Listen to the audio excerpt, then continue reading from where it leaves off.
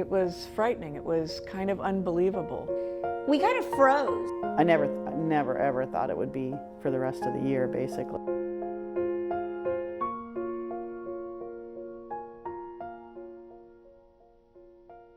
My team, we started really talking like, well, what are we going to do? Everything at that point was paper-based.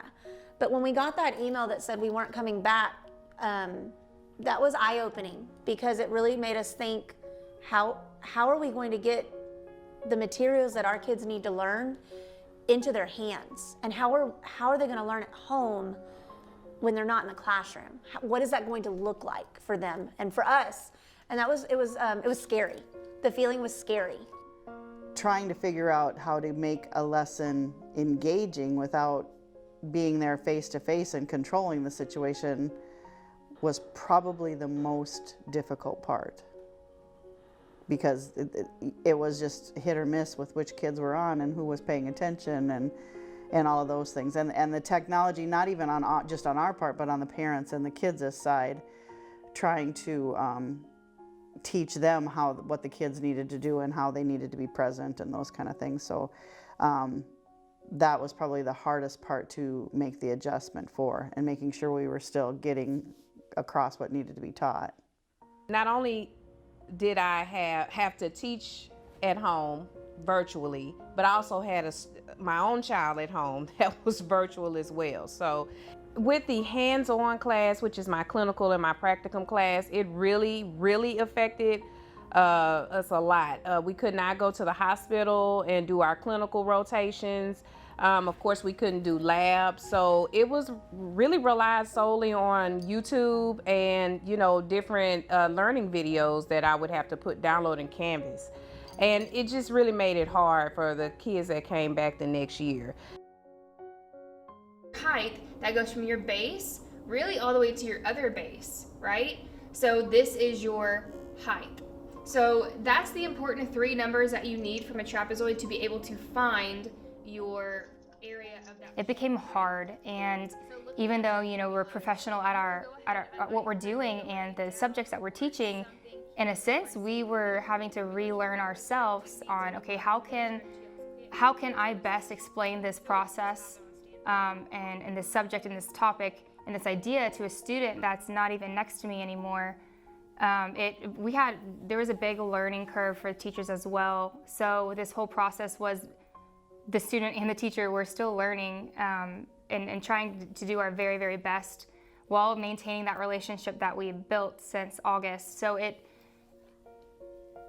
made everything a lot more complicated. We as teachers weren't really thinking that it was going to be too detrimental to the kids, that because they had the biggest chunk of what they needed before we had to leave. But in hindsight, now we know, and over the summer they always lose so much learning anyway. And it was the same kind of effect, except a way longer time of losing the knowledge that we had already put in. So that I think we're going to see that for a long time in those kids, the kids that had to deal with it. I think there's a giant gap. I'm very sad to say, but there's a giant gap from the kids and what grade they were in. Like for my 8th graders right now, their last true year was 5th grade, and academically wise, there's a very big gap that was created.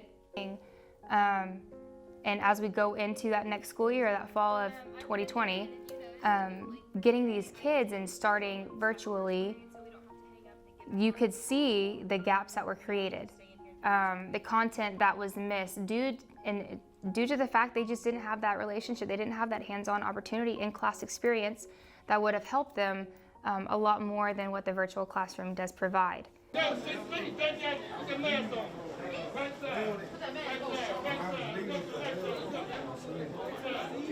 classroom. When you're thinking, put it down, Carter. When you're thinking about where you are in the So world, when I saw kids walk into that classroom, I was overjoyed. I was excited to see them. Yes, it looked different, it felt different. You know, I do a lot of group work, and that's definitely not what we did when they came back last year. We were spaced out. Last year I was in the gym. I had a full class of 27 children. And so we were spaced out, you know, 3 to 6 feet apart, and there was no group interactions. We were masked up all day, every day. Every class was hybrid. Every class I did both face-to-face and virtual. It was a lot. It was a lot. It was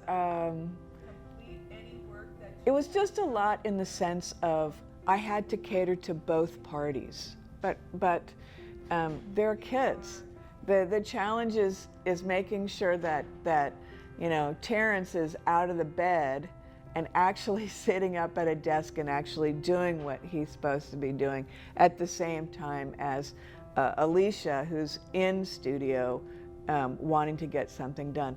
It was a challenge. You know, I had to do both at the same time. I had to manage my virtual students and my in-person students at the same time. So it was a learning experience and very different, you know, trying to focus my attention on the virtual students and the in-person students at the same time. It was a challenge, but we handled it. As we went through they could be virtual or they could be in person, and that constant rotation of kids in and out, by the end of the year we had 25 kids. So we started good. 15 is an easy workable number, and the end of the year we were up to 25 kids in our classrooms. You can't social distance in the size of those classrooms. So that it was stressful. I mean, every day was stressful. Every day was, you know, we're trying to get all these things in place, yet follow all these protocols and teach on top of it. And hopefully the kids are learning. It was just, it felt like there was always something hanging over your head that we had to deal with. When you're not in your style and your element, and it's not your vibe, your feel, your the way of teaching, it's not, you don't feel as comfortable as a teacher yourself. And at the beginning, it was very hard knowing, and I'm having to teach kids at home that I've never met. I'm losing one kid will come in for five days, they get sick in quarantine, and then they'll finish the rest for another teacher. I never got to build relationships with some of these kids. I have never even got to see the bottom half of their face. I think that I'm more aware of students' private lives because of what they have going on at the house. Even though that's always been important to me, when it comes to life and death scenarios, which is what this was, I'm much more attuned to that kid who's a little off that day, or more specifically, who's not feeling well, because I lose kids all the time who have to go home and be quarantined. These last 18 months, looking back on me as a teacher and how I'm presenting my instruction and my lesson and my content, is I'm letting the students teach me. I am letting the students lead me. I am letting the students tell me where I need to meet them at. I'm not meeting them saying at the point where, hey, you're 8th grade, let's go roll. I expect you to know this. I'm not doing that anymore. I give a lot of grace, and if I want grace, I gotta give grace. I take my time on explaining. I am big on quality over quantity. And shockingly enough, the scores from what I've seen, the evidence shows that is working. And what's presented to me, and I'm told what to do, when to do it, I of course abide by it, but I let my kids lead me in what direction and what pace they need me to teach it at. So the 18 months I've grown to not rely on myself and rely on others to tell me how to teach it, when to teach it, and how fast to teach it. The kids are my priority. I do. I think that this pandemic will have a lasting effect, you know, on teachers, on students. You know, I tell my kids all the time, I'm not perfect. I make mistakes. I don't expect you to be perfect. You know, we grow.